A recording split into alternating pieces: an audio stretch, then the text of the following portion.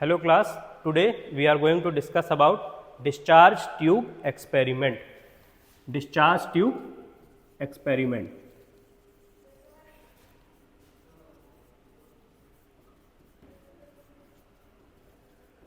Discharge tube experiment, ये experiment multiple scientist ने perform किया था। प्लकर ने परफॉर्म किया था, गोल्डस्टीन ने परफॉर्म किया था और जे थॉमसन ने भी परफॉर्म किया था।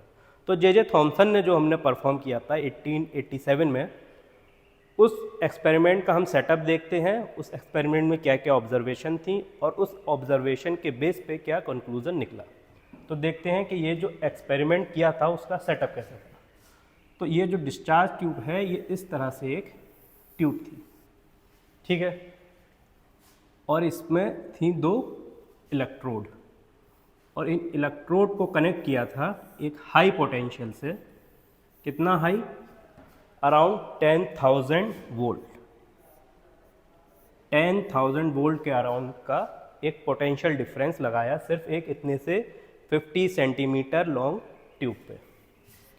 10,000 वोल्ट, ठीक है। और एक यहाँ पर नॉब लगाया जो कि इस गैस में भरी प्रेशर को कंट्रोल करता है। यहाँ से प्रेशर कंट्रोल किया, ठीक। ये तो हो गया सेटअप, ठीक। तो सेटअप के बारे में थोड़ा देखते हैं क्या क्या है।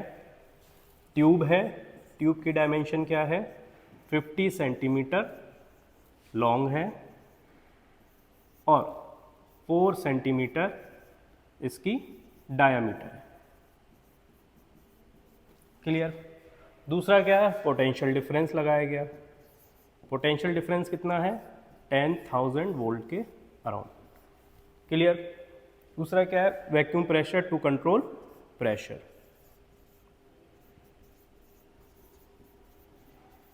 प्रेशर इनसाइड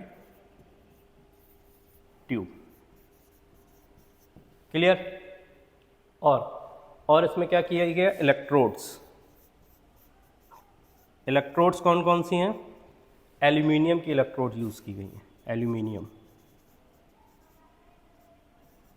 और एल्यूमिनियम के इलेक्ट्रोड में जो एनोड है, एनोड पे कोटिंग है जिंक सल्फाइड की। Zinc sulphide coating on anode. Clear? अब देखिए, ये तो हो गया पूरा सेटअप। अब इसके बाद इसमें धीरे धीरे प्रेशर को कंट्रोल किया गया। तो पहले तो प्रेशर था जो नॉर्मल प्रेशर था, मान लीजिए 100 mmHg प्रेशर था। तो उस प्रेशर पे कोई भी इलेक्ट्रिसिटी इन इलेक्ट्रोड्स के बीच में फ्लो नहीं हो रही थी। तो एट 100 mmHg क्या हुआ? No electricity flow.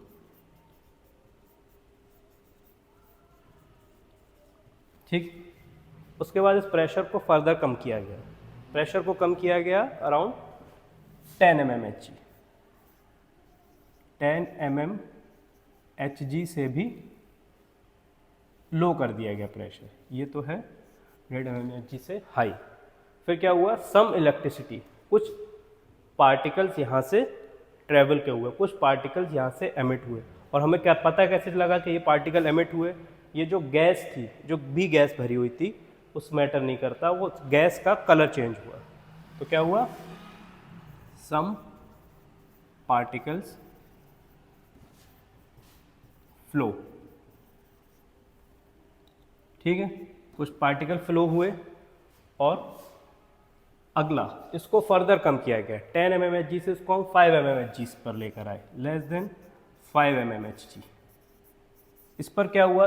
जो पार्टिकल्स थोड़े थोड़े इंटरवल पे निकल रहे थे वो पार्टिकल्स कंटिन्यू करने लगे। तो जो डिस्चार्ज था इस ट्यूब में वो एक स्टेडी डिस्चार्ज हो गया, कंटिन्यू, जो सेपरेट नहीं हो रहा था। तो डिस्चार्ज क्या हो गया? Steady discharge.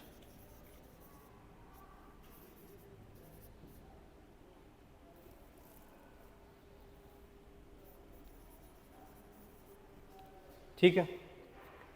अब एक पे तो हो गया स्टेडी डिस्चार्ज। फर्दर इसको और कम किया गया, कितना कम किया गया, 1 mmHg पर लेकर आ गए। 1 mmHg पर क्या होगा कि ये जो पूरी ट्यूब थी एक ग्लो से, एक लाइट से, एक फ्लैश से जो भर गई थी, वो कैथोड से सेपरेट होना शुरू हो गया। जो डिस्चार्ज था वो फ्लैश ऑफ लाइट थी, वो कैथोड से सेपरेट होना शुरू हो गई। क्या होगा, discharge begin separate from cathode. Clear. इसको फर्दर कम किया गया, कितना कम किया गया, 0.5 mmHg पर लेकर आए, 0.5 mmHg पर। इस पर क्या होगा, ये पूरा डिस्चार्ज जो होगा वो डिक्रीज होना शुरू होगा। क्या होगा, जो चमक रहा था luminous discharge begin decreasing inside tube. Clear. अब और डिस्चार्ज को कम किया गया, कितना कम किया गया, लेस देन 0.01 mmHg। इस पर क्या होगा, ये जो डिस्चार्ज डिक्रीज हो रहा था वो कंटिन्यू डिक्रीज होते होते बिल्कुल इनविजिबल हो गया, इनविजिबल हो गया। लेकिन यहाँ जो एनोड थी, ये जो एनोड हमने ली थी, इस पर एक कोटिंग की थी जिंक की, जिंक सल्फाइड की ये जो कोटिंग थी, इस पर जो डिस्चार्ज आ रहा था कंटिन्यू एमिट कर रहा था। ये जो पार्टिकल यहाँ से निकल रहे थे, ये पूरी एक वेव्स बन गई थी, ये यहाँ पर हिट कर रहे थे। तो इसके हिट करने से तीन चीज़ें हमने ऑब्जर्व की थी। क्या, एक तो ये जो पार्टिकल हिट कर रहे थे उसकी वजह से यहाँ पर एक फ्लैश ऑफ लाइट, जिसको हम सिंटिलेशन भी बोलते हैं, flash of light, flash of light जिसको के सिंटिलेशन भी बोला जाता है। ठीक है, फ्लैश ऑफ लाइट हुआ। दूसरी चीज़ क्या हुआ, एक क्रैकलिंग साउंड, साउंड कुछ ऐसा जैसे कि मेटल में हम कोई पार्टिकल या हम ड्रम से, स्टिक से हिट करते हैं, उस तरह का साउंड हमें यहाँ पर सुनाई दिया। तो ये सारी ऑब्जर्वेशन के बाद हमने कुछ कंक्लूज़न इस पर निकाले। तो वो कंक्लूज़न क्या निकले वो हम देखते हैं। पहला कंक्लूज़न क्या निकला, फर्स्ट कंक्लूज़न हमने सिर्फ चार्ज को लेकर किया। चार्ज को लेकर क्या किया कि जो हमने फर्दर जो उसमें गैस फिलअप थी, गैस को हमने बार बार चेंज किया और फिर भी जो चार्ज देखा, चार्ज की वैल्यू चेंज नहीं हो रही थी। तो इसका मतलब चार्ज जो है वो गैस से इंडिपेंडेंट है। फर्स्ट क्या, on changing gas charge do not change. ठीक। दूसरा हमने क्या किया था, ये जो ट्यूब थी, यहां से ये जो रेज निकल रही थी, इसके ये जो परपेंडिकुलर में हमने एक लगाई दी इलेक्ट्रिक फील्ड। ठीक, ये इलेक्ट्रिक फील्ड हमने लगाई और इसका ये हो गया नेगेटिव टर्मिनल और ये है पॉजिटिव टर्मिनल। तो हमने ऑब्जर्व किया ये जो रेज स्ट्रेट लाइन में ट्रेवल कर रही थी, ये पॉजिटिव टर्मिनल की तरफ डिफ्लेक्ट होने लगी। तो इसका मतलब क्या हुआ, ये पॉजिटिव टर्मिनल की तरफ डिफ्लेक्ट हो रही, अट्रैक्ट हो रही। इसका मतलब इन जो पार्टिकल्स निकल रहे हैं इनका नेचर क्या है, निगेटिव है। तो क्या हुआ, particles charge on particle is negative. ठीक है। दूसरा, मास क्या है इसका। पहली चीज़, अगर ये पार्टिकल यहाँ पे हिट करने पे साउंड प्रोड्यूस कर रहे हैं, अगर साउंड प्रोड्यूस कर रहे हैं तो इसका मतलब है कि उसके अंदर कोई मास है, पार्टिकल्स हैव मास। तीसरी कंडीशन क्या देखी, चार्ज टू मास रेशियो क्या है। चार्ज टू मास रेशियो रहा कांस्टेंट। कब कांस्टेंट रहा, हमने इलेक्ट्रोड चेंज की तब भी charge to mass ratio change नहीं हुआ, हमने गैस चेंज की तब भी charge to mass ratio change नहीं हुआ। तो इलेक्ट्रोड चेंज होने, दूसरी मेटल यूज़ करने पर और गैस दूसरी यूज़ करने पर कोई चेंज नहीं आ रहा। तो इसका मतलब ये जो पार्टिकल्स हैं ये सारे मैटर में प्रेजेंट हैं, क्योंकि मेटल क्या होता है, मेटल है एक जनरली सॉलिड, सॉलिड क्या है, एक तरह का कोई एक मैटर की स्टेट है, और मैटर किससे बना है, एटम से। और हर मैटर में, मतलब हर एक मेटल में अगर ये है तो इसका मतलब हर एक एटम में ये पार्टिकल है, तो इसका मतलब ये एटम का फंडामेंटल पार्टिकल है, present in all particle. Therefore fundamental particle of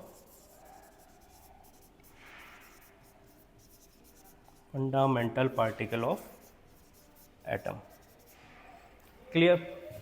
आगे इसको और स्टडी करने के लिए क्या किया गया, ये जो ट्यूब थी इसके अंदर जो पार्टिकल्स आ रहे थे,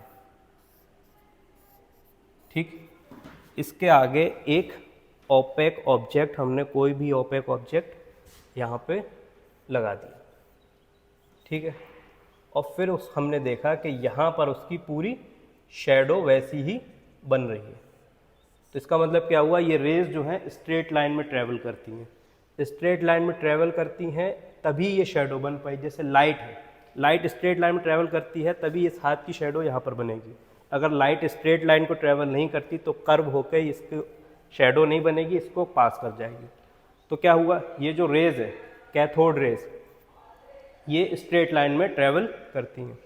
दूसरा क्या किया, इस ट्यूब में ये जो रेज एमिट हो रही थी इसके आगे एक लगाया पेल्टन व्हील, ठीक, इस पेल्टन व्हील ने इस रेस को यहाँ पर हिट किया तो ये इस डायरेक्शन में मूव हो गया, यहाँ से हिट होकर ये वापस हुआ तो ये कंटिन्यू मूव होना शुरू हो गया। तो इसका मतलब इन वेव्स में मोशन है, इसके अंदर मोशन प्रोड्यूस कर रही हैं, तो इसका मतलब ये मैकेनिकल एनर्जी भी पॉजेस करती है, ठीक। तो दूसरा क्या हुआ, raise travel in straight line, दूसरा रेज हैव मैकेनिकल एनर्जी। तो इन रेज, ये जो रेज हैं इनका नाम या कैथोड से ओरिजिनेट हुई इसलिए इनका नाम रखा कैथोड रेज, तो इसीलिए इसको कैथोड रेज की डिस्कवरी भी बोलते हैं, कैथोड रे। दूसरा, ये जो पार्टिकल था, जिन पार्टिकल से ये रेज बनी उसका नाम हुआ इलेक्ट्रॉन।